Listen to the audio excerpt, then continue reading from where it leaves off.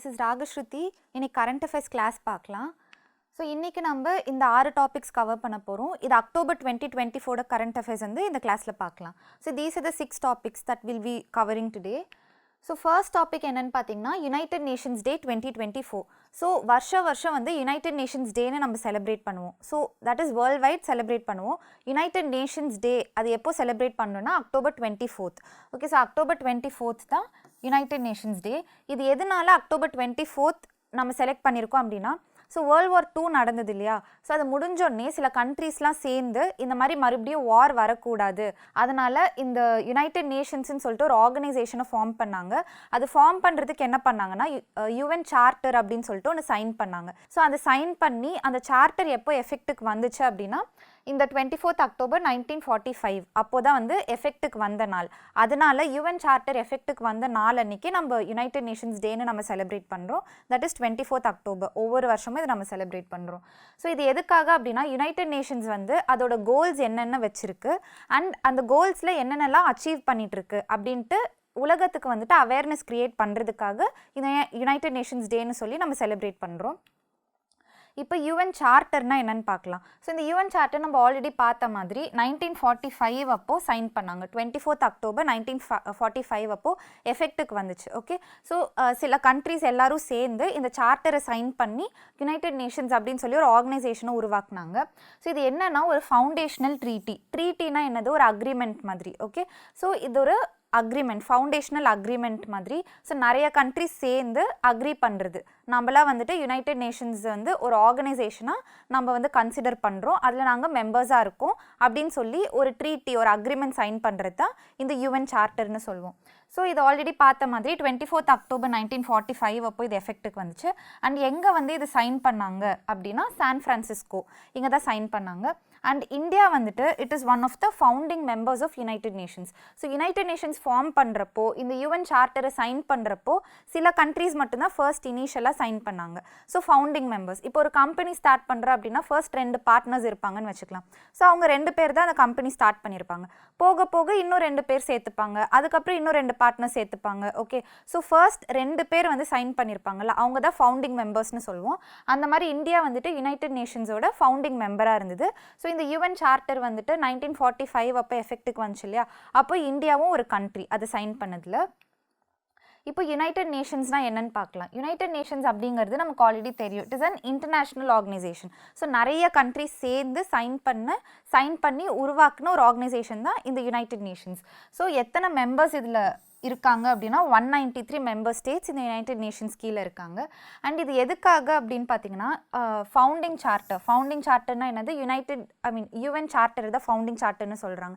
So அதில் சில principles and guidelines இருக்கும். ஸோ அதுக்கு ஏற்ற மாதிரி எல்லா கண்ட்ரீஸும் நடந்துக்கணும் அப்படின்றது தான் இதோட மெயின் எய்ம் ஆஃப் பிரின்சிபலாக இருக்குது. ஸோ இவங்க என்னெல்லாம் பண்ணுறாங்க அப்படின்னு பார்க்கலாம். யுனைடெட் நேஷன்ஸ் வந்து என்னெல்லாம் பண்ணுறாங்க வேர்ல்டில் வந்து, எதனால யுனைடெட் நேஷன்ஸ் இன்னும் வந்துட்டு ஒரு இம்பார்ட்டண்ட் பிளேஸ் வந்து பிடிச்சி வச்சுருக்கு அப்படின்னா, இது என்ன பண்ணுறாங்கன்னா peace and security. So international லெவலில் பீஸ் அண்ட் செக்யூரிட்டி மெயின்டைன் பண்ணணுன்ட்டு அவங்க உழைச்சிட்டு இருக்காங்க.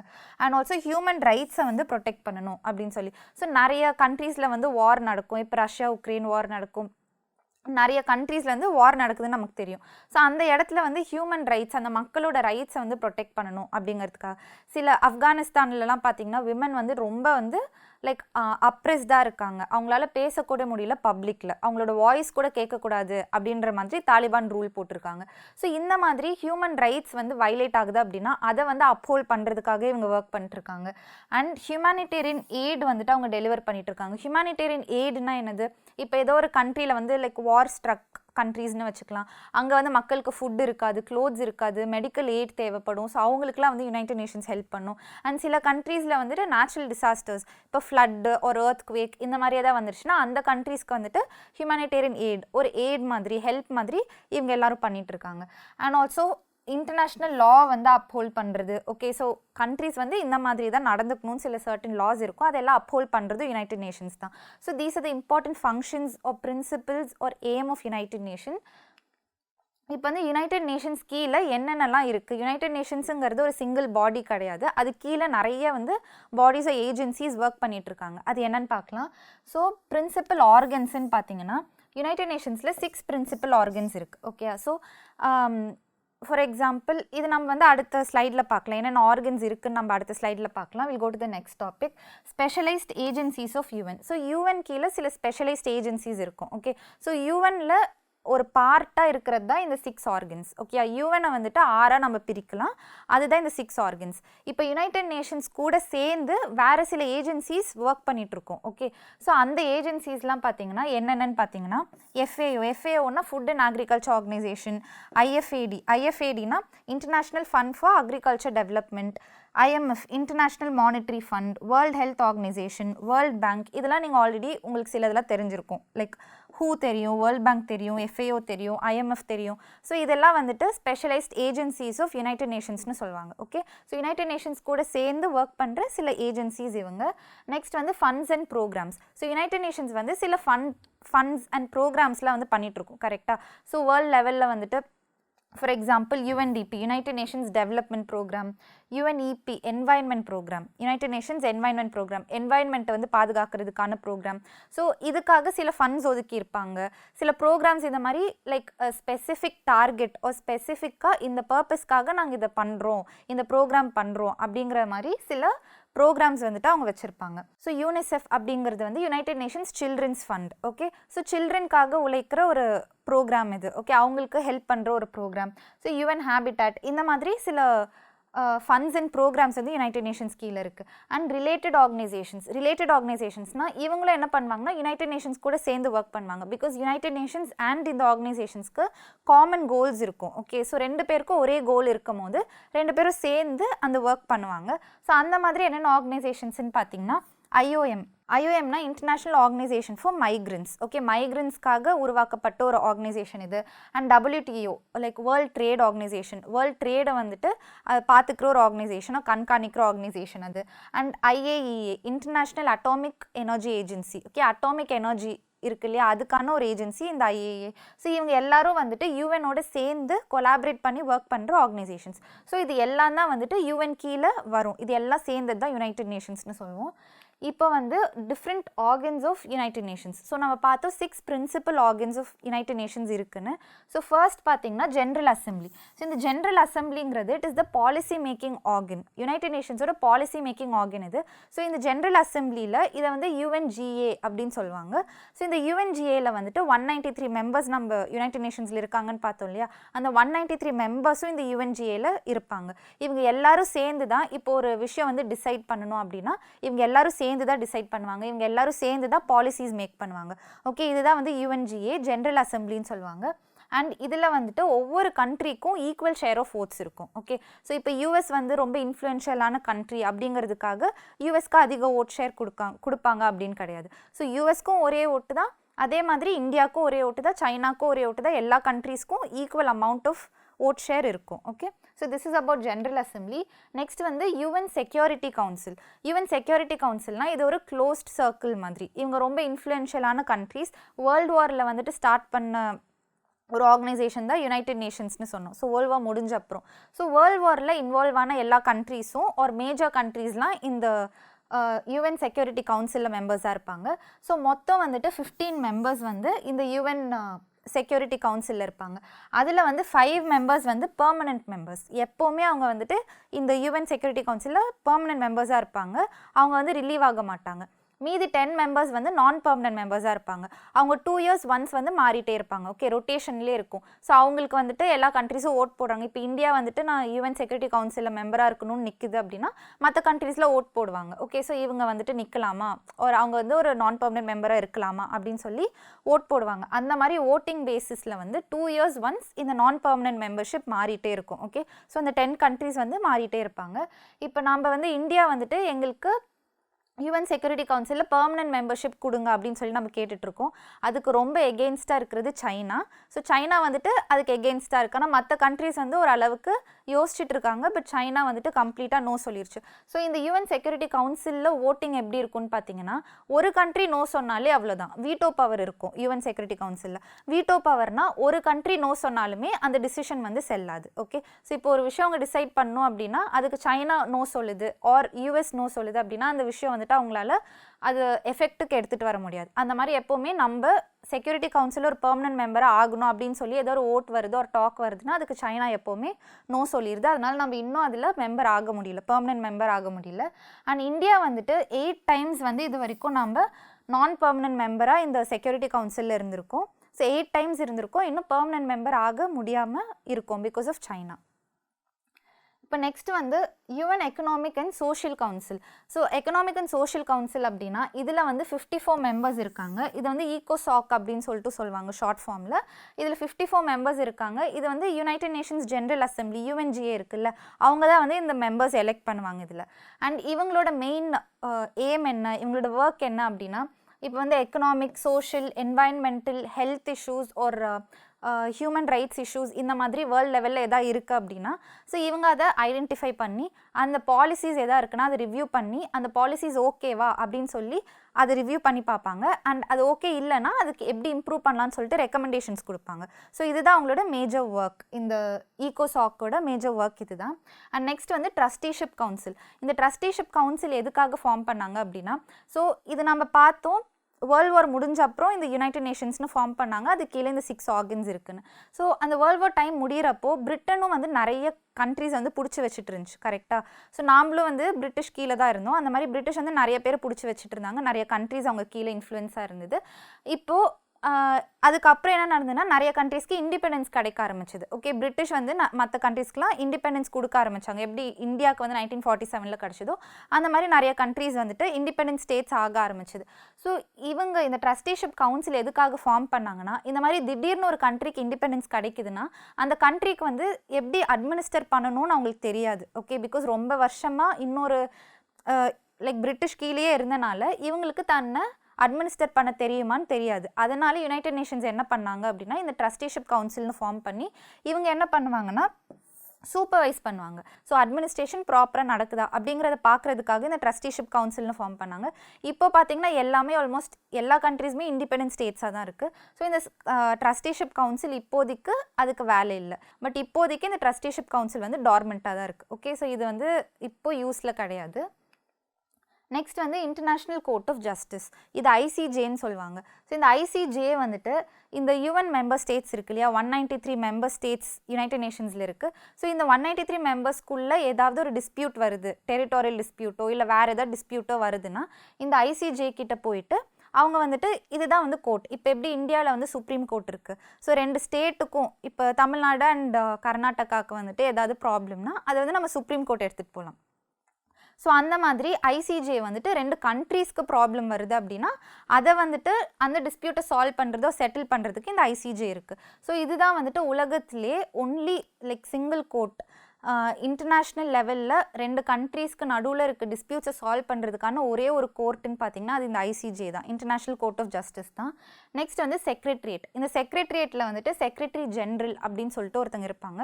ஸோ இது வந்துட்டு யார் அப்பாயிண்ட் பண்ணுவாங்க அப்படின்னா UNGA, United Nations general assembly தான் வந்துட்டு இந்த செக்ரட்டரி ஜென்ரல் அப்பாயிண்ட் பண்ணுவாங்க. ஆனால் ரெக்கமெண்ட் பண்ணுறது யார் அப்படின்னா United Nations security council. So அந்த 15 மெம்பர்ஸ் இருக்காங்க இல்லையா, அவங்க தான் வந்துட்டு ரெக்கமெண்ட் பண்ணுவாங்க. ஸோ அதை பேஸ் பண்ணி UNGA வந்துட்டு இந்த செக்ரட்டரி ஜென்ரலில் அப்பாயிண்ட் பண்ணுவாங்க. ஓகே, ஸோ இதுதான் வந்துட்டு this is about United Nations and organs of United Nations.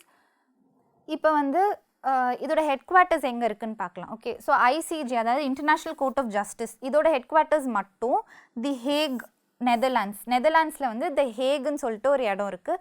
அங்கே தான் வந்து ஐசிஜேயோட ஹெட் குவார்ட்டர்ஸ் இருக்குது. மீதி 5 ஆர்கன்ஸ் இருக்குது இல்லையா, மீதி 5 ஆர்கன்ஸோட ஹெட் குவார்ட்டர்ஸும் நியூயார்க்கில் தான் இருக்குது. ஸோ நெக்ஸ்ட் டாபிக் வந்து இன்டர்நேஷ்னல் சோலார் அலையன்ஸ். ஸோ இது வந்து நம்ம அடிக்கடி நியூஸ் பேப்பரில் பார்க்குற ஒரு டாபிக், இன்டர்நேஷ்னல் சோலார் அலையன்ஸ் அப்படின்னு சொல்லி. பிகாஸ் இது இந்தியா ஸ்டார்ட் பண்ண ஒரு இனிஷியேட்டிவ், அதனால் வந்து it is very important. And இது எதனால நியூஸில் வந்திருக்கு அப்படின்னு பார்க்கலாம். So 7th session of ISA வந்துட்டு இப்போ வந்து நடந்தது. ஸோ November 3rd to 6 வந்துட்டு அது நடக்கிறதா இருக்குது. அண்ட் இது வந்து 120 கண்ட்ரீஸ் வந்து இதில் பார்ட்டிசிபேட் பண்ணுறாங்க. இந்த ISA அசம்பிளியில் வந்து 120 கண்ட்ரீஸ் பார்ட்டிசிபேட் பண்ணுறாங்க. ஸோ இது வந்து நியூஸில் வந்திருக்கு. அண்ட் இதில் வந்து இந்தியாவோட minister of new and renewable energy யார் அப்படின்னா ஸ்ரீ பிரல்ஹாத் ஜோஷி அப்படின்றவர் தான் வந்துட்டு நம்மளோட minister of new and renewable energy. இவர் தான் வந்து இந்த இன்டர்நேஷ்னல் சோலார் அலையன்ஸை வந்து லீட் பண்ணுறாரு. எதனால இந்த இன்டர்நேஷ்னல் சோலார் அலையன்ஸ் இம்பார்ட்டண்ட் அப்படின்னா சோலார் எனர்ஜியை வந்து ப்ரொமோட் பண்ணணும் அப்படிங்கிறதுக்காக அந்த அவேர்னஸ் க்ரியேட் பண்ணுறதுக்கும் அண்ட் நிறைய இனிஷியேட்டிவ்ஸ் அதுக்காக எடுக்கிறதுக்கும் இந்த அலையன்ஸ் ஸ்டார்ட் பண்ணாங்க. ஸோ இதில் நிறைய கண்ட்ரிஸ் வந்து மெம்பர்ஸாக இருப்பாங்க. அண்ட் இது எதுக்காக மெயினாக அப்படின்னா நான் ரெனியூபிள் எனர்ஜியை வந்துட்டு கம்மி பண்ணிட்டு renewable energy that is solar energy அதிகம் யூஸ் பண்ணணும் அப்படிங்கிறதுக்காக அண்ட் எனர்ஜி கிரைசிஸ் வந்து கம்மி பண்ணணும். பிகாஸ் கோல்லாம் நம்ம அதிகம் டிபெண்ட் ஆனோம் அப்படின்னா நமக்கு கோல் வந்துட்டு கம்மியாக தான் கிடைக்கும். அண்ட் நம்ம நிறைய இம்போர்ட்டும் பண்ணுறோம். ஸோ அந்த மற்ற கண்ட்ரீஸ்லேருந்து நம்ம இம்போர்ட் பண்ணுறோம் அப்படின்னா இட் இஸ் வெரி வாலடைல். அந்த கண்ட்ரி வந்து நமக்கு ப்ரைஸ் அதிகம் ஆக்கலாம் ஒரு அந்த கண்ட்ரியில் வந்து சில டைம் அவைலபிளாக இல்லாமல் இருக்கலாம். ஓகே, ஸோ இட்ஸ் வெரி வாலடைலாக இருக்கும் போது ப்ரைஸ் ஃப்ளக்சுவேஷன் அதிகம் வந்துகிட்டே இருக்கும். எனர்ஜி கிரைசிஸ் வரதுக்கும் அதிக வாய்ப்பு இருக்குது. ஸோ அந்த எனர்ஜி கிரைசிஸை வந்துட்டு கம்மி பண்ணணும் அப்படிங்கிறதுக்காகவும் கிளைமேட் சேஞ்சை காம்பேட் பண்ணணும் அப்படிங்கிறதுக்காக. பிகாஸ் சோலார் எனர்ஜினால நமக்கு எந்த பொல்யூஷனும் நடக்க போகிறது இல்லை. ஸோ அதனால இந்த ரீசன்ஸ்க்காகலாம் இந்த இன்டர்நேஷ்னல் சோலார் அலையன்ஸ் அப்படின்னு சொல்லி ஒன்று இந்தியா ஸ்டார்ட் பண்ணுச்சு. இப்போது recent outcomes of ISA summit பார்க்கலாம். இப்போ இந்த ஐஎஸ்ஏ சம்மிட்னு சொல்லிட்டு நடந்தது இல்லையா, இதில் என்னெல்லாம் பண்ணாங்கன்னு பார்க்கலாம். ஸோ ஃபர்ஸ்ட் வந்து லீடர்ஷிப் எலெக்ஷன்ஸ். ஸோ இந்த ஐஎஸ்ஏல யார் லீடர் அப்படின்னு சொல்லி எலெக்ட் பண்ணாங்க. ஸோ இந்தியா வந்து பிரசிடென்சி வின் பண்ணியிருக்கு அண்ட் கோ பிரசிடென்சி யார் வின் பண்ணியிருக்கான்னா ஃப்ரான்ஸ். ஓகே, ஸோ ஃப்ரான்ஸ் வந்து கோ பிரசிடென்சி வின் பண்ணியிருக்கு. India is the president of ISA and அதுக்கு கீழே 8 வைஸ் பிரசிடென்ட்ஸ் இருக்காங்க. ஸோ அந்த 8 வைஸ் பிரசிடென்ட்ஸில் யாரெல்லாம் இருக்காங்க அப்படின்னு பார்த்தீங்கன்னா கானா, சேஷல்ஸ், ஆஸ்திரேலியா, ஜெர்மனி இந்த 4 கண்ட்ரீஸும் வந்துட்டு வைஸ் பிரசிடென்ட்ஸாக இருக்காங்க. அதோட சேர்த்து இன்னும் 4 கண்ட்ரீஸ் அதர் 4 கண்ட்ரீஸும் வந்து வைஸ் பிரசிடென்ட்ஸாக இருக்காங்க. அண்ட் இதில் வந்து டைரக்டர் ஜெனரல் யார் அப்படின்னு சொல்லி பார்த்தீங்கன்னா ஆஷிஷ் கண்ணா. ஸோ இவர் தான் வந்துட்டு ஆஷிஷ் கண்ணா. ஸோ இவர் தான் டைரக்டர் ஜெனரல் ஆஃப் ஐஎஸ்ஏவை அப்பாயிண்ட் பண்ணியிருக்காங்க. So he is also from India. So இந்தியாவிலேருந்து தான் பிரசிடென்ட்டும் இருக்காங்க அண்ட் டைரக்டர் ஜெனரலும் இருக்காங்க. ஓகே, ஸோ டைரக்டர் ஜெனரல் யார்? ஆஷிஷ் கண்ணா தான் டைரக்டர் ஜெனரல் ஆஃப் ஐஎஸ்ஏ. இப்போ இன்டர்நேஷ்னல் சோலார் அலையன்ஸ்னால் என்னென்னு பார்க்கலாம். இன்டர்நேஷ்னல் சோலார் அலையன்ஸ் வந்து 2015 எஸ்டாப்ளிஷ் பண்ணாங்க அண்ட் ஹெட் குவார்ட்டர்ஸ் வந்து இந்தியா. பிகாஸ் ஸ்டார்ட் பண்ணது இந்தியாங்கிறனால அதோட ஹெட் குவார்ட்டர்ஸும் இந்தியாவில் தான் இருக்குது. அண்ட் மெம்பர்ஷிப் பார்த்திங்கன்னா இப்போது 120 மெம்பர்ஸ் இருக்காங்க. அண்ட் இந்த 120 மெம்பர்ஸும் சேர்ந்து 2030க்குள்ளே $1 trillion வந்து இந்த இன்டர்நேஷ்னல் சோலார் அலையன்ஸ்க்காக நம்ம ஒதுக்கணும். That is solar energy promote பண்ணுறதுக்காக நம்ம 2030க்குள்ளே $1 trillion நம்ம செலவு பண்ணியிருக்கணும் ஆர் இந்த ரைட் வே செலவு பண்ணியிருக்கணும் அப்படிங்கிறது வந்துட்டு ஒரு எய்மாக வச்சுருக்காங்க. அண்ட் இதோட மிஷன் பார்த்திங்கன்னா சோலார் எனர்ஜி உலகம் ஃபுல்லாக வந்து யூஸ் பண்ணணும், அதிகமாக யூஸ் பண்ணணும். பிகாஸ் நம்ம ஆல்ரெடி பார்த்த மாதிரி நான் ரெனியூபிள் எனர்ஜியை கம்மி பண்ணிட்டு ரெனியூபிள் எனர்ஜி அதிகப்படுத்தணும் அண்ட் எனர்ஜி கிரைசிஸ் கம்மி பண்ணணும், குளோபல் வார்மிங் கம்மி பண்ணணும், கிளைமேட் சேஞ்சை வந்து காம்பேட் பண்ணணும். இது எல்லாமே இதோட எய்மாக இருக்குது, மிஷனாக இருக்குது. ஓகே, ஸோ சோலார் எனர்ஜியை ப்ரொமோட் பண்ணுறது தான் இவங்களோட மெயின் மிஷன். இப்போ நெக்ஸ்ட் டாபிக் பார்த்திங்கன்னா குளோபல் ஹங்கர் இண்டெக்ஸ் 2024. ஸோ இந்த குளோபல் ஹங்கர் இண்டெக்ஸ் எதனால நியூஸில் வந்திருக்கு அப்படின்னா இப்போ இந்த வருஷம் வந்துட்டு குளோபல் ஹங்கர் இண்டெக்ஸ் ரிலீஸ் பண்ணியிருக்காங்க. ஸோ வருஷம் ஆனுவலி இது ரிலீஸ் பண்ணுவாங்க. ஸோ இந்தியாவோட ரேங்க் வந்து 127 கண்ட்ரீஸில் 105th ரேங்க் வாங்கியிருக்கு, which is a very low score. நம்மளோட ஸ்கோர் பார்த்தீங்கன்னா 27.3. ஓகே, ஸோ 27.3 நம்மளோட ஸ்கோர் அண்ட் ரேங்க் வந்து 105th. இது என்ன, இந்த ஸ்கோர் 27.3னா அது என்ன சொல்கிறாங்கன்னா சீரியஸ் ஹங்கர் கிரைசிஸ் அப்படின்னு சொல்கிறாங்க. ஸோ இந்தியாவில் சீரியஸ் ஹங்கர் கிரைசிஸ் இருக்குது, விச் இஸ் மக்கள் வந்து மால் நியூட்ரிஷன், நிறைய கிட்ஸ் வந்து மால் நியூட்ரிஷன் கிட்ஸாக இருக்காங்க அண்ட் ஃபுட் இன்செக்யூரிட்டி இருக்குது. மக்களுக்கு வந்து ஒழுங்காக சாப்பாடு கிடைக்க மாட்டேங்குது. ஆனால் அப்படி கிடைச்சாலுமே போஷாக்கான சத்து உள்ள சாப்பாடாக கிடைக்க மாட்டேங்குது அப்படின்னு சொல்லிட்டு சொல்கிறாங்க. அதனால தான் நமக்கு இவ்வளோ கம்மியான ரேங்க். இப்போ வந்து GHIனா என்னென்னு பார்க்கலாம், குளோபல் ஹங்கர் இண்டெக்ஸ்னால் என்னென்னு பார்க்கலாம். ஸோ இது வந்துட்டு ஒவ்வொரு வருஷமுமே இதை பப்ளிஷ் பண்ணுவாங்க. யார் இதை பப்ளிஷ் பண்ணி ரிலீஸ் பண்ணுறாங்க அப்படின்னு பார்த்தீங்கன்னா Concern Worldwide and Welthungerhilfe அப்படின்னு சொல்லிட்டு இந்த 2 ஆர்கனைசேஷன்ஸும் இதை பப்ளிஷ் பண்ணுவாங்க. ஸோ இது வந்துட்டு வேர்ல்டு வைட் வந்து பார்ப்பாங்க அண்ட் கண்ட்ரி வைஸ் பார்ப்பாங்க அண்ட் ரீஜியன் வைஸ் பார்ப்பாங்க. எந்த மாதிரி வந்துட்டு அந்த கண்ட்ரிஸ் ஒரு ரீஜன் வந்து பெர்ஃபார்ம் பண்ணிகிட்ருக்கு, அந்த கண்ட்ரீஸில் ஒரு ஏரியாவில் வந்துட்டு ஹங்கர் எப்படி இருக்குது, மக்களுக்கு வந்து ப்ராப்பராக சாப்பாடு கிடைக்குதா, இது எல்லாத்தையுமே எடுத்து இந்த ரேங்கிங் ஒரு இந்த இண்டெக்ஸ் ப்ரிப்பேர் பண்ணுவாங்க. அண்ட் இந்த GHI ஸ்கோர் வந்துட்டு 100 பாயிண்ட் ஸ்கேலில் இருக்கும். ஓகே, 0 அப்படின்றது வந்து பெஸ்ட் ஸ்கோர். ஓகே, இப்போ ஏதோ ஒரு கண்ட்ரி 0 வாங்கியிருக்கு அப்படின்னா அங்கே வந்து ஹங்கரே கிடையாது அப்படின்னு அர்த்தம். இப்போ 100 அப்படின்னா அங்கே ஃபுல்லாக ஹங்க்ரியாக தான் இருக்காங்க மக்கள் அப்படின்னு அர்த்தம். ஓகே, ஸோ 0ன்றது தான் பெஸ்ட் ஸ்கோர். ஓகே, ஸோ இது வந்து 100 பாயிண்ட் ஸ்கேலில் வந்து இந்த GHIயை வந்து ரேங்க் பண்ணுறாங்க. இப்போ வந்து எதை வச்சு ஒரு 4 காம்பனன்ட்ஸ் வச்சுருக்காங்க ஒரு இண்டிகேட்டர்ஸ் வச்சுருக்காங்க. இந்த 4 பேஸ் பண்ணி தான் இந்த இண்டெக்ஸ் ஃபார்ம் பண்ணுறாங்க. ஸோ அந்த 4 இண்டிகேட்டர்ஸ் என்னென்னு பார்க்கலாம். ஃபர்ஸ்ட் வந்து under nourishment. So under nourishment அப்படின்னா கேலரி இன்டேக் நம்ம டெய்லி சாப்பிட்றோம் இல்லையா, ஸோ அது வந்து இன்சஃபிஷியண்ட்டாக இருக்குது அப்படின்னா அது வந்து அண்டர் நரிஷ்மெண்ட்டுன்னு சொல்லுவாங்க. ஸோ நம்மளுக்கு ப்ரோட்டீன்ஸ் லைக் நிறைய வந்து கார்போஹைட்ரேட்ஸ் மட்டும் சாப்பிட்டுட்டு இருந்தால் பத்தாது. ஸோ ப்ரோட்டீன்ஸும் இருக்கணும், ஃபேட் கொஞ்சம் இருக்கணும், கரெக்டாக விட்டமின்ஸ் கொஞ்சம் இருக்கணும். ஸோ இது எல்லாமே வந்து கொஞ்சம் பேலன்ஸ்டான டயட் இருக்கணும். ஸோ இங்கே வந்துட்டு அந்த கேலரி இன்டேக் வந்துட்டு கம்மியாக இருக்கும். நெக்ஸ்ட் வந்து சைல்ட் ஸ்டன்ட்டிங் அப்படின்னா 5 இயர்ஸ் கீழே இருக்க குழந்தைங்களை எடுத்துப்பாங்க. ஸோ அந்த குழந்தை வந்துட்டு அதோட ஏஜுக்கு அதோட ஹைட் எவ்வளோ அப்படின்னு பார்ப்பாங்க. ஸோ அதுதான் சைல்ட் ஸ்டன்ட்டிங். ஸோ அதோட ஏஜுக்கு ஹைட் கம்மியாக இருக்குது அப்படின்னா அது வந்து ஸ்டன்டட் க்ரோத்துன்னு சொல்லுவாங்க. ஸோ இந்த பிக்சரில் பார்த்தீங்கன்னா இவங்க எல்லாரும் ஒரே age category. Okay, for example 4 வயசுன்னு வச்சுக்கலாம். ஸோ இந்த 4 வயசுல இவங்க 2 பேரும் இவ்வளோ வளர்ந்துருக்காங்க. ஆனால் இந்த குழந்தை மட்டும் கம்மியாக இருக்குது, ஹைட் கம்மியாக இருக்குது. ஸோ அந்த ஏஜுக்கு அவங்களோட ஹைட் எவ்வளோ அப்படின்னு பார்ப்பாங்க. ஹைட் கம்மியாக இருக்குது அப்படின்னா அதுதான் வந்து சைல்ட் ஸ்டன்ட்டிங்னு சொல்லுவாங்க. நெக்ஸ்ட் வந்து சைல்டு வேஸ்டிங்னா என்னது, 5 இயர்ஸ்க்குள்ளே இருக்க குழந்தைங்களை எடுத்து பார்ப்பாங்க.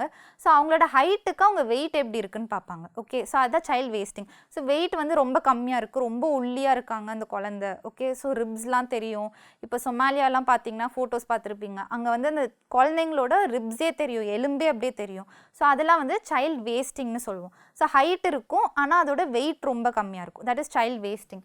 நெக்ஸ்ட் வந்து சைல்டு மார்ட்டாலிட்டினா ஒரு குழந்தை வந்து அதோட 5th பர்த்டேக்குள்ளேயே அது இறந்து போயிடுது அப்படின்னா அது சைல்டு மார்ட்டாலிட்டின்னு சொல்லுவாங்க.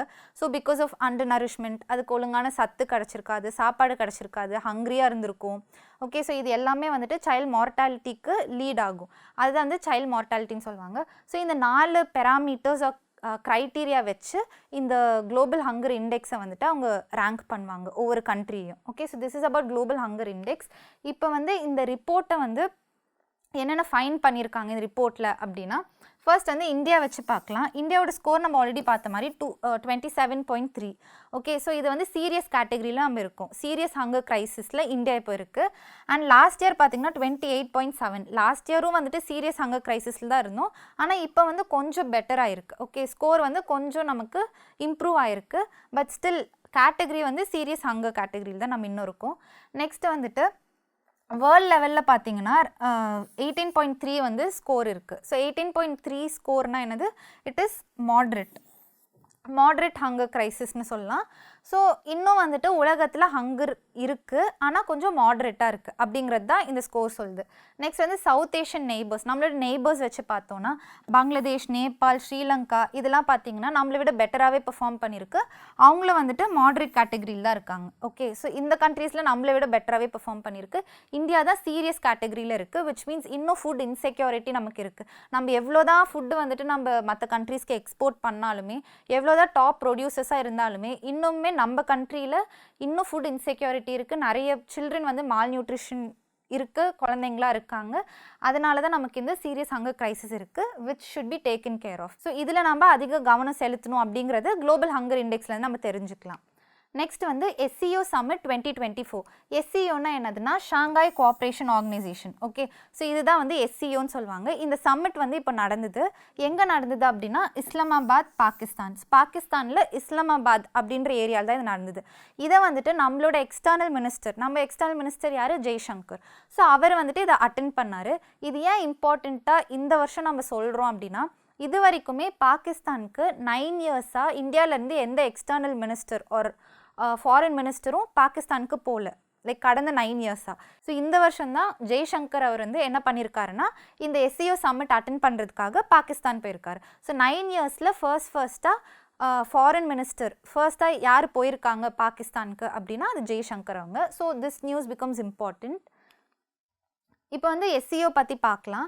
ஸோ SCO அப்படின்றது it is a permanent intergovernmental international organisation. So இதை நம்ம பிரேக் டவுன் பண்ணலாம். பெர்மனெண்ட் ஆர்கனைசேஷன்னா என்னது, so it is here to stay அப்படின்னு சொல்லலாம். ஸோ இது வந்து 2 இயர்ஸ்க்கோ 3 இயர்ஸ்க்கோ இல்லை 10 இயர்ஸ்க்கோ போட்ட ஆர்கனைசேஷன் கிடையாது. இது வந்து ஒரு பெர்மனெண்ட் ஆர்கனைசேஷன். அண்ட் இன்டர்கவர்மெண்டல்னால் என்னது, நிறைய கண்ட்ரிஸ் சேர்ந்து ஃபார்ம் பண்ண ஒரு ஆர்கனைசேஷன். அண்ட் இன்டர்நேஷ்னலும் சேம் தான். ஸோ இன்டர்நேஷ்னல் வேர்ல்டு வைடில் இருக்க நிறைய கண்ட்ரிஸ் வந்துட்டு இதில் வந்து மெம்பர்ஸாக இருப்பாங்க. அண்ட் இட் வாஸ் கிரியேட்டட் இன் 2001 வந்து இந்த ஆர்கனைசேஷனை ஸ்டார்ட் பண்ணாங்க. எங்கே ஃபார்ம் பண்ணாங்க அப்படின்னா சைனாவில் ஷாங்காய் அப்படின்னு சொல்லிட்டு ஒரு சிட்டி இருக்குது. ஸோ அங்கே தான் வந்துட்டு இதை ஃபார்ம் பண்ணாங்க. அதனால தான் இது ஷாங்காய் கோஆப்ரேஷன் ஆர்கனைசேஷன் அப்படின்னு அது பேர். அண்ட் இதில் வந்து ஃபவுண்டிங் மெம்பர்ஸ் யாருன்னு பார்க்கலாம். ஸோ இதில் வந்து மெம்பர்ஸ்ன்னு நிறைய பேர் இருப்பாங்க. ஆனால் ஃபவுண்டிங் மெம்பர்ஸ் நம்ம எப்படி யுனைடெட் நேஷன்ஸில் இந்தியா ஒரு ஃபவுண்டிங் மெம்பர்னு பார்த்தோம், அதே மாதிரி எஸ்சிஓட ஃபவுண்டிங் மெம்பர்ஸ் யாருன்னு பார்க்கலாம். Kazakhstan, China, Kyrgyzstan, Russia, Tajikistan. So இந்த 5 கண்ட்ரீஸும் founding members. So SCO start பண்ணப்போ இருந்த கண்ட்ரீஸ் இந்த 5 கண்ட்ரீஸ். ஸோ இந்த ஆர்கனைசேஷனோட அஃபீஷியல் ஒர்க்கிங் லாங்குவேஜ், அதாவது எந்த லாங்குவேஜ் வந்து இந்த ஆர்கனைசேஷனில் யூஸ் பண்ணுவாங்க அஃபீஷியலி அப்படின்னு பார்த்தீங்கன்னா ஒன்று சைனீஸ், இன்னொன்று வந்து ரஷ்யன். இந்த 2 லாங்குவேஜ் தான் யூஸ் பண்ணுவாங்க. அண்ட் இதோட செக்ரட்டரியேட் எங்கே இருக்குன்னு பார்த்தீங்கன்னா பீஜிங், சைனா. சைனாவோட கேபிட்டல் இஸ் பீஜிங். ஸோ பீஜிங்கில் தான் இதோட செக்ரட்டரியேட் இருக்குது. இங்கேருந்து தான் இதை ஆப்ரேட் பண்ணுவாங்க இந்த ஹோல் ஆர்கனைசேஷனை. நம்ம எப்படி வந்துட்டு யுனைடெட் நேஷன்ஸ்க்கு ஒரு செக்ரட்டரியேட் இருக்குதுன்னு பார்த்தோம், அதே மாதிரி எஸ்சிஓட செக்ரட்டரியேட் வந்துட்டு பீஜிங்கில் இருக்குது, சைனாவில் இருக்குது. அண்ட் நம்ம மெம்பர்ஸ் அண்ட் அப்சர்வர்ஸ் பார்க்கலாம். ஸோ 10 மெம்பர் ஸ்டேட்ஸ் இருக்காங்க. நம்ம ஃபவுண்டிங் மெம்பர்ஸ்னால் 5 பேர் பார்த்தோம். இப்போ மெம்பர் ஸ்டேட்ஸ் டோட்டலாக வந்துட்டு எஸ்சிஓவில் எத்தனை மெம்பர்ஸ்னால் 10 மெம்பர்ஸ். யாரெல்லாம்னா China, Kazakhstan, Kyrgyzstan, Russia, Tajikistan, Uzbekistan, India, Pakistan, Iran, Belarus. So இந்த 10 கண்ட்ரீஸ் தான். ஸோ இது வரைக்கும் வந்துட்டு ஃபவுண்டிங் மெம்பர்ஸ். ஸோ ஃபர்ஸ்ட் 5 வந்து ஃபவுண்டிங் மெம்பர்ஸ், மீதி எல்லாம் வந்துட்டு லேட்டர் ஆட் ஆன countries.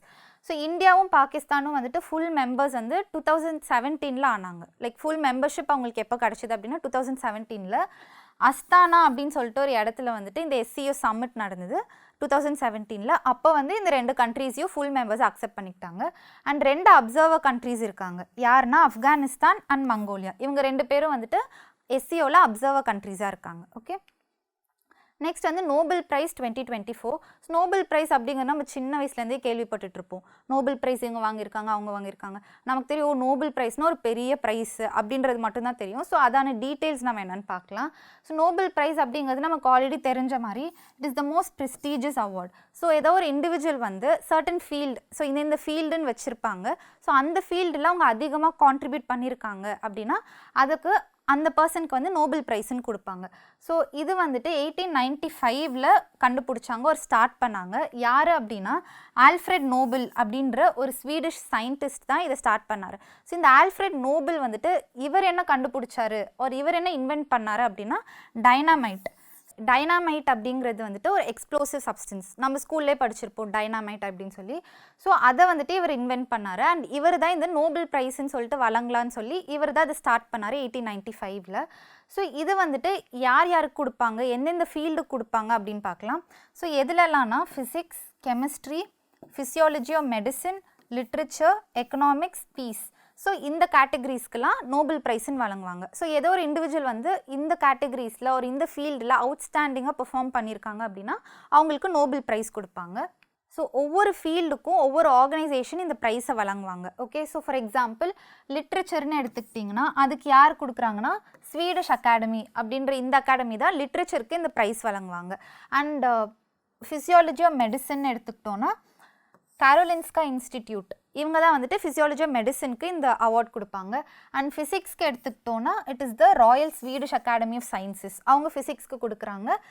And also for chemistry and economics இது எல்லாத்துக்குமே வந்துட்டு Royal Swedish Academy of Sciences தான் கொடுக்குறாங்க. And peace prize, Nobel piece Prize இருக்கும்ல, அது யார் கொடுக்குறாங்கன்னா நார்வீஜன் நோபல் கமிட்டி, இவங்க தான் வந்துட்டு நோபல் பீஸ் ப்ரைஸு இவங்க வழங்குறாங்க. ஓகே, ஸோ ஒவ்வொரு கேட்டகரிக்கும் ஒவ்வொரு அகாடமி ஆர்கனைசேஷன் அந்த ப்ரைஸ் வழங்குவாங்க. அண்ட் இந்த ப்ரைஸ் மணி வந்துட்டு லைக் ஒவ்வொருத்தவங்களுக்கும் ஒரு ப்ரைஸ் மணி கொடுப்பாங்கல்ல. ஸோ இந்த ஆல்ஃப்ரெட் நோபல் என்ன பண்ணாருன்னா அவர் வந்து அவரோட வில்லில் இதுக்குன்னு தனியாக எடுத்து வச்சிட்டாரு. ஸோ இந்த மணி வந்துட்டு என்னோட சொத்துல இருந்து நான் எடுத்து கொடுக்குறேன், இதை வந்து நீங்கள் நோபல் ப்ரைஸ் வழங்கும் போது அந்த பீப்புளுக்குலாம் கொடுத்துருங்க அப்படின்னு சொல்லி அதுக்குன்னு தனியாக ஒரு மணி அவரோட வில்லில் எழுதி வச்சிட்டாரு இதுக்குன்ட்டு. ஸோ அந்த மணியை தான் வந்துட்டு இவங்க இந்த அவார்ட் வாங்குறவங்களுக்கு கொடுக்குறாங்க. இப்போ இவங்க தான் வந்துட்டு நோபல் ப்ரைஸ் வின்னர்ஸ். யாருன்னு பார்க்கலாம். ஸோ ஃபிசியாலஜி ஆஃப் மெடிசனுக்கு யார் வாங்கியிருக்காங்கன்னா விக்டர் ஆம்ப்ரோஸ் அண்ட் கேரி ரவ்கன், இவங்க தான் வந்துட்டு மெடிசனுக்கு வாங்கியிருக்காங்க. ஃபிசிக்ஸ்க்கு ஜான் ஹெச் ஹாப்ஃபீல்ட் அண்ட் ஜெஃப்ரி இ ஹிண்டன் இவங்க வாங்கியிருக்காங்க. கெமிஸ்ட்ரிக்கு பார்த்தீங்கன்னா டேவிட் பேக்கர் அண்ட் டெமிஸ் ஹசாபிஸ் இவங்க வாங்கியிருக்காங்க. And also John M jumper so he's from USA. இவங்க 3 பேருமே வந்து யூஎஸ்ஏலேருந்து வந்திருக்காங்க. அண்ட் லிட்ரேச்சர்னு பார்த்தீங்கன்னா ஹான் கேங் அப்படிங்கிறவங்க ஒரு சவுத் கொரியன் ரைட்டர். ஸோ இவங்க தான் வந்துட்டு லிட்ரேச்சருக்கு வாங்கியிருக்காங்க. And peace prize, Nobel piece Prize யார் வாங்கியிருக்கான்னு பார்த்தீங்கன்னா நிஹான் ஹிடன்கியோ அப்படின்ற ஒரு ஜாப்பனீஸ் ஆர்கனைசேஷன் இதுக்கு வாங்கியிருக்கு. ஸோ இந்த ஜாப்பனீஸ் ஆர்கனைசேஷன் வந்து எதுக்காக நோபல் பீஸ் ப்ரைஸ் வாங்கியிருக்குன்னு பார்த்தீங்கன்னா, ஸோ நியூக்ளியர் வெப்பன்ஸ் இல்லாத ஒரு கண்ட்ரி வேணும் அப்படிங்கிறதுக்காக இவங்க ரொம்ப எஃபர்ட் போட்டிருக்காங்க. ஸோ அதை வந்துட்டு இருக்கவே கூடாதுங்கிறதுக்காக நிறைய எஃபர்ட்ஸ் போட்டு அதுக்கான ஒரு அப்ரிஷியேஷனாக தான் இந்த நோபல் பீஸ் ப்ரைஸ் அவங்களுக்கு கிடச்சிருக்கு.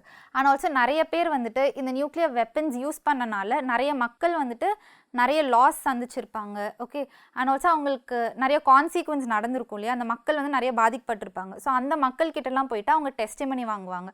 ஸோ அவங்கள சொல்லுவாங்க, ஸோ உங்களுக்கு எந்த மாதிரிலாம் உங்களுக்கு ப்ராப்ளம் நீங்கள் ஃபேஸ் பண்ணீங்க. ஓகே, ஸோ அந்த எக்ஸ்பீரியன்ஸ் வந்துட்டு அவங்கக்கிட்ட இருந்து கலெக்ட் பண்ணி அந்த டெஸ்டிமனியை வந்துட்டு பப்ளிஷ் பண்ணி ஸோ தட் இதை மக்கள் பார்க்கும்போது மறுபடியும் யூஸ் பண்ணக்கூடாதுன்றது வந்து அவங்க மைண்டுக்கு வரும். ஸோ அதுக்காக வந்துட்டு இவங்க இந்த நோபல் பீஸ் ப்ரைஸ் வாங்கியிருக்காங்க. Because it had a very high impact. உங்களுக்கு முடிஞ்சாலும் அதை நீங்கள் பார்க்க ட்ரை பண்ணுங்கள். ஸோ இதனால் வந்துட்டு இந்த Japanese organisation called Nihon Hidankyo இவங்க வந்துட்டு இந்த நோபல் பீஸ் ப்ரைஸ் வாங்கியிருக்காங்க. அண்ட் ஃபார் எக்கனாமிக்ஸ் வந்து Daron Acemoglu, Simon Johnson, James A Robinson இவங்க 3 பேரும் எக்கனாமிக்ஸ் வாங்கியிருக்காங்க. ஸோ இம்பார்ட்டண்ட்டாக வந்துட்டு லிட்ரேச்சர் அண்ட் பீஸ் வந்து யூஸ்வலாக நமக்கு தெரிஞ்சு வச்சுருக்கணும். அண்ட் ஃபிசிக்ஸ், கெமிஸ்ட்ரி இதெல்லாம் வந்துட்டு நீங்கள் ஜஸ்ட் யாருன்ட்டு நீங்கள் ஜஸ்ட் தெரிஞ்சு வச்சுக்கோங்க. அண்ட் ஃபிசியாலஜி ஆஃப் மெடிசனில் வந்து மைக்ரோ ஆர்என்ஏ வந்து டிஸ்கவர் பண்ணனால இவங்களுக்கு இந்த அவார்ட் கொடுத்துருக்காங்க. Okay, so these are the important points when it comes to Nobel prize winners. So எந்த கேட்டகரியில் யார் வாங்கியிருக்காங்க, எதுக்காக வாங்கியிருக்காங்க அப்படிங்கிறது வந்து ஜஸ்ட் ஒரு ஹிண்ட் மாதிரி நீங்கள் ஒரு வேர்ட்லையோ எதுலையோ எடுத்து வச்சுக்கோங்க. நெக்ஸ்ட் வந்து so this is Han Kang. இவங்க வந்து லிட்ரேச்சருக்காக வாங்கியிருக்காங்க. நம்ம பார்த்தோம், she's a South Korean writer. And இவங்க வந்துட்டு ஜாப்பனீஸ் ஆர்கனைசேஷன் நம்ம சொன்னோம் இல்லையா, so he represents that organisation. So இந்த நிஹான் ஹிடன்கியோ அப்படின்ற ஜாப்பனீஸ் ஆர்கனைசேஷன் தான் நோபல் பீஸ் ப்ரைஸ் வாங்கியிருக்காங்க. நெக்ஸ்ட் வந்து 5 நியூ கிளாசிக்கல் லாங்குவேஜஸ், இதான் டாபிக். ஸோ இப்போ ரீசெண்டாக என்ன பண்ணாங்கன்னா யூனியன் கேபினெட், இது யார் சேர் பண்ணாங்கன்னா பிரைம் மினிஸ்டர். ஸோ இந்த யூனியன் கேபினெட் வந்து என்ன பண்ணியிருக்குன்னா 5 நியூ கிளாசிக்கல் லாங்குவேஜஸ் நம்ம ஆட் பண்ணலாம் அப்படின்னு சொல்லி எந்தெந்த லாங்குவேஜஸ் ஆட் பண்ணியிருக்காங்கன்னா மராத்தி, பாலி, பிரக்ரித், அசாமீஸ் அண்ட் பெங்காலி. ஸோ இந்த 5 லாங்குவேஜஸையும் 5 நியூ கிளாசிக்கல் லாங்குவேஜ் அப்படின்னு சொல்லி ஆட் பண்ணியிருக்காங்க. இந்த பாலி, பிரக்ரித்லாம் ரொம்ப ஏன்ஷியன்ட் ஆன லாங்குவேஜஸ். ஸோ இதெல்லாம் வந்துட்டு புத்திசம், ஜெயினிசம் அந்த பீரியடில் வந்து லைக் புத்தா அண்ட் மகாவீர் அவங்கெல்லாம் இருக்கும் போது இந்த லாங்குவேஜ் தான் யூஸ் பண்ணாங்க. டெக்ஸ்ட்டுக்காக இருக்கட்டும், பேசுகிறதுக்காக இருக்கட்டும். ஓகே, ஸோ அந்த டைமில் யூஸ் பண்ண லாங்குவேஜஸ் இது. ஸோ அது வந்துட்டு அவ்வளோ இம்பார்ட்டண்ட் ஆன லாங்குவேஜஸ். ஸோ இந்த 5 லாங்குவேஜஸ்க்கும் கிளாசிக்கல் லாங்குவேஜ் அப்படின்னு சொல்லி அந்த அப்ரூவல் கொடுத்துருக்காங்க. அண்ட் இன்னும் வேறு என்னென்ன லாங்குவேஜஸ் இருக்குது கிளாசிக்கல் லாங்குவேஜ் அப்படின்னு பார்த்தீங்கன்னா தமிழ், சான்ஸ்கிரிட், தெலுங்கு, கன்னடா, மலையாளம், ஒடியா. ஸோ இந்த 6 லாங்குவேஜஸ் வந்து ஆல்ரெடி கிளாசிக்கல் லாங்குவேஜஸ் அப்படின்னு சொல்லி நம்ம வச்சிருந்த லாங்குவேஜஸ். ஸோ ஃபர்ஸ்ட் வந்து 2004 தமிழுக்கு தான் வந்து கிளாசிக்கல் லாங்குவேஜ் அப்படின்னு சொல்லிட்டு தமிழை டிக்ளேர் பண்ணியிருந்தாங்க. அதுக்கப்புறம் வந்து சான்ஸ்கிரிட், தெலுங்கு, கன்னடா, மலையாளம் அண்ட் ஒடியா இதெல்லாம் கொடுத்தாங்க. இப்போ வந்து 5 லாங்குவேஜஸ் எக்ஸ்ட்ரா ஆட் பண்ணியிருக்காங்க. ஸோ இப்போ டோட்டலாக இந்தியாவில் இருக்க கிளாசிக்கல் லாங்குவேஜ் அப்படின்னு பார்த்தீங்கன்னா 11. ஓகே, ஸோ 11 கிளாசிக்கல் லாங்குவேஜஸ் இந்தியாவில் இருக்குது. And classical language status criteria பார்க்கலாம். ஸோ இந்த யார் வந்துட்டு இந்த லாங்குவேஜ் கிளாசிக்கல் லாங்குவேஜ் அப்படின்னு சொல்லி நம்ம கொடுக்கலாம் அப்படின்னு யார் அதை ரெக்கமெண்ட் பண்ணுவாங்க, ஒரு டிசைட் பண்ணுவாங்க அப்படின்னா லிங்குவிஸ்டிக் எக்ஸ்பர்ட்ஸ் கமிட்டி அப்படின்னு சொல்லிட்டு இருக்குது. லிங்குவிஸ்டிக்னாலே என்னது, லாங்குவேஜ் ரிலேட்டட். ஓகே, ஸோ அதில் வந்து எக்ஸ்பர்ட்டாக இருக்கிற சில பீப்புளை வந்துட்டு இந்த கமிட்டியில் போட்டு இந்த லிங்குவிஸ்டிக் எக்ஸ்பர்ட்ஸ் கமிட்டின்னு சொல்லி ஃபார்ம் பண்ணுவாங்க. ஸோ இந்த கமிட்டி வந்துட்டு இந்தந்த லாங்குவேஜை வந்து நம்ம கிளாசிக்கல் லாங்குவேஜை எடுத்துக்கலாம் அப்படின்னு சொல்லி இவங்க ரெக்கமெண்ட் பண்ணுவாங்க. ஸோ ஒரு லாங்குவேஜை கிளாசிக்கல் லாங்குவேஜ் அப்படின்னு சொல்லணும்னா அதுக்கு 4 கேட்டகரிஸ் க்ரைட்டீரியா இருக்குது. ஓகே, ஸோ அந்த 4 க்ரைட்டீரியாவை அந்த லாங்குவேஜ் மீட் பண்ணிருச்சு அப்படின்னா அது கிளாசிக்கல் லாங்குவேஜ்னு சொல்லலாம். ஸோ அதுதான் இந்த லிங்குவிஸ்டிக் எக்ஸ்பர்ட்ஸ் கமிட்டி வந்துட்டு 4 பெஞ்ச் மார்க்ஸ் வந்து கொடுத்துருக்காங்க. அது என்ன 4 பெஞ்ச் மார்க்னு பார்க்கலாம். ஃபார் எக்ஸாம்பிள் நம்ம தமிழே வச்சுக்கலாம். தமிழ் வந்து இந்த 4 பெஞ்ச் மார்க்கை மீட் பண்ணுதான்னு பார்க்கலாம். ஓகேயா, ஸோ ஃபர்ஸ்ட் வந்து ஹை ஆன்டிக்விட்டி. ஹை ஆன்டிக்விட்டினா என்னது, ரொம்ப பழமையாக இருக்கணும். ஆன்டிக் அப்படின்னு நம்ம கேள்விப்பட்டிருப்போம். இது ஒரு ஆன்டிக் ஜுவல்லரி ஒரு இது ஒரு ஆன்டிக் பாக்ஸ்ன்னு. ஆன்டிக்னா என்னது, ரொம்ப பழமையாக ரொம்ப வருஷமாக இருந்துட்டு வர ஒரு விஷயத்தை தான் ஆன்டிக்னு சொல்லுவோம். அந்த மாதிரி ஹை ஆன்டிக்விட்டி அந்த லாங்குவேஜ்க்கு இருக்குன்னா அதை வந்து நம்ம கிளாசிக்கல் லாங்குவேஜ் அப்படின்னு சொல்லி நம்ம சொல்லலாம். ஸோ எவ்வளோ பழமையாக இருக்கணும் அப்படின்னா 1500 to 2000 இயர்ஸ் ஓல்டாவது இருக்கணும். அட்லீஸ்ட் 1500 to 2000 இயர்ஸ் ஓல்டாக இருக்கணும். ஸோ தமிழ்னு எடுத்துக்கிட்டோன்னா அதை விட பழமையாக இருக்கிறது தான் Tamil. Okay, so first category Tamil meet பண்ணிடுச்சு. நெக்ஸ்ட் வந்து ஏன்ஷியன்ட் லிட்ரேச்சர் ஆர் டெக்ஸ்ட்ஸ் இருக்கணும். ஓகே, ஸோ காலங்காலமாக இதை வந்து நம்ம பாதுகாத்து எடுத்துகிட்டு வந்த சில டெக்ஸ்ட் இருக்கணும், புக்ஸ் இருக்கணும். ஃபார் எக்ஸாம்பிள் சிலப்பதிகாரம், நிறைய தமிழ் டெக்ஸ்ட் இருக்குது இல்லையா, நிறைய தமிழ் புக்ஸ் இருக்குது. ரொம்ப வருஷங்களாக அது வந்துட்டு நம்ம எடுத்துகிட்டு வந்துட்ருக்கோம். ஸோ அந்த மாதிரி ஒரு புக் இருக்குது, ஒரு புக் இல்லை, ஒரு பாடி ஆஃப் புக்ஸ், அந்த மாதிரி நிறைய புக்ஸ் இருக்குது, டெக்ஸ்ட் இருக்குது. ஸோ காலங்காலமாக அது வந்துட்டு நம்ம எடுத்துகிட்டு வந்துட்ருக்கோம் அப்படின்னா அது வந்துட்டு செகண்ட் க்ரைட்டீரியா. ஸோ அந்த க்ரைட்டீரியாவும் தமிழ் மீட் பண்ணிடுச்சு. ஸோ அது வந்து classical language criteria. Okay, so அது தமிழ் மீட் பண்ணிடுச்சு. நெக்ஸ்ட் வந்துட்டு ஒரிஜினல் லிட்ரரி ட்ரெடிஷன் இருக்கணும். ஓகே, ஸோ தமிழுங்கிறது வந்துட்டு இட்ஸ் அ தனி லாங்குவேஜ். நம்ம அது எந்த லாங்குவேஜ் கிட்ட இருந்து பாரோ பண்ணல. நிறைய டெக்ஸ்ட் ஏன்ஷியன்ட் டெக்ஸ்ட்னு எடுத்துக்கிட்டோம்னா நம்ம எங்கேருந்துமே நம்ம பாரோ பண்ணி ட்ரான்ஸ்லேட் பண்ணி பண்ணல. ஸோ நிறைய ஒரிஜினல் டெக்ஸ்ட் நம்மக்கிட்ட இருக்குது. அண்ட் ஆல்சோ நம்மளோட டெக்ஸ்ட் வந்துட்டு ஒரு புக்ஸ் வந்துட்டு இப்போ மாடர்ன் லாங்குவேஜ்னு இருக்குது இல்லையா, ஸோ மாடர்ன் லாங்குவேஜ்க்கும் தமிழுக்கும் டிஃப்ரென்ஸ் இருக்கணும். ஸோ டிஸ்டிங்யூஷ் பண்ணுற மாதிரி அளவுக்கான டிஃப்ரென்ஸ் இருக்கணும். அந்த மாதிரி ரொம்பவே டிஃப்ரென்ஸ் இருக்குது. கரெக்டாக தமிழ்ன்றது ரொம்ப பழமையான ஒரு லாங்குவேஜ். அதை பேசுகிறப்பயே இப்போ மாடர்ன் லாங்குவேஜஸ், இப்போ ஹிந்தி உருதுலாம் வந்துட்டு அதுக்கப்புறம் லேட்டர் வந்த லாங்குவேஜஸ். ஸோ அதெல்லாம் பேசும்போது நிறைய டிஃப்ரென்ஸ் இருக்கும். ஓகே, ஸ்லாங்லேயோ இல்லை மற்ற விஷயங்களையோ டிஃப்ரென்ஸ் இருக்கும். அந்த மாதிரி மாடர்ன் லாங்குவேஜ் கூட நம்மளால் இந்த லாங்குவேஜை டிஸ்டிங்யூஷ் பண்ண முடியுதா அப்படின்ற மாதிரி பார்ப்பாங்க. ஸோ இந்த 4 கேட்டகரிஸ் வச்சு தான் ஒரு லாங்குவேஜை கிளாசிக்கல் லாங்குவேஜ்னு சொல்லிட்டு டிசைட் பண்ணுவாங்க. அந்த மாதிரி இப்போ 5 languages, that is Marathi, Pali, Prakrit, Assamese and Bengali, இந்த 5 லாங்குவேஜையும் வந்துட்டு கிளாசிக்கல் லாங்குவேஜ் ஸ்டேட்டஸ் கொடுத்துருக்காங்க யூனியன் கேபினெட். ஸோ இன்றைக்கி வந்துட்டு அக்டோபர் 2024 கரண்ட் அஃபேர்ஸ் பார்த்தோம். ஸோ இந்த 6 டாபிக்ஸ் பார்த்தோம். That is united nations day, October 24th united nations day அப்படின்னு சொல்லி நம்ம செலிப்ரேட் பண்ணுறோம். அண்ட் இன்டர்நேஷ்னல் சோலார் அலையன்ஸ், இது எதுக்காக நம்ம ஃபார்ம் பண்ணோம் அண்ட் என்னென்ன கண்ட்ரீஸ் இருக்காங்க, இதோட மேஜர் மிஷன் என்ன, ஏம் என்ன அப்படின்றதெல்லாம் பார்த்தோம். And global hunger index 2024. So global hunger இண்டெக்ஸில் இந்தியாவோட ரேங்க் எப்படி இருக்குது, வேர்ல்டோட ரேங்க் எப்படி இருக்குது, இந்தியா எப்படி பெர்ஃபார்ம் பண்ணுது, அண்ட் என்னென்ன கேட்டகரிஸ் வச்சு இந்த இண்டெக்ஸ் ஃபார்ம் பண்ணுறாங்க, இது எல்லாமே பார்த்தோம். And SCO summit 2024, Shanghai cooperation organisation, இதில் வந்துட்டு இந்தியா எப்போ ஜாயின் பண்ணுச்சு, என்னென்ன மெம்பர்ஸ் இருக்காங்க, இதோட மேஜர் ஏம் என்ன, இது எல்லாமே பார்த்தோம். அண்ட் நோபல் ப்ரைஸ் 2024, யாரெல்லாம் எந்தெந்த கேட்டகரிக்கு எதுக்காக வாங்கியிருக்காங்க நோபல் ப்ரைஸ், அண்ட் யார் ஸ்டார்ட் பண்ணுது, இது எல்லாமே இதில் பார்த்தோம். And 5 new classical languages. Classical லாங்குவேஜ்னா என்னது, அது எந்த க்ரைட்டீரியா பேஸ் பண்ணி ஒரு லாங்குவேஜை கிளாசிக்கல் லாங்குவேஜ்னு சொல்கிறாங்க. அண்ட் இப்போ 5 புது லாங்குவேஜஸ் எது வந்து கிளாசிக்கல் லாங்குவேஜ்ன்ற ஸ்டேட்டஸை வந்து வாங்கியிருக்கு அப்படின்றது பார்த்தோம். So this is for today. Will meet in next class. Thank you.